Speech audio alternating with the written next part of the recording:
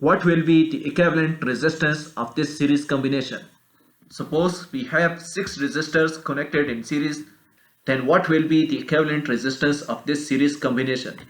As we know that in series combination, R equivalent is equal to sum of all resistances connected in series. Let's suppose we have n resistances connected in series, then R equivalent is equal to R1 plus R2 up to Rn.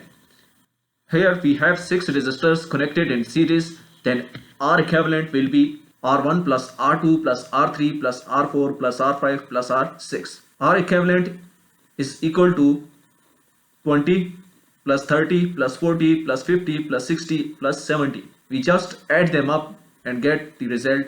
R equivalent is equal to 270 ohm. What does R equivalent is equal to 270 ohm means? It means that we can replace the series combination of these 6 resistors by a single resistor with resistance of 270 ohm.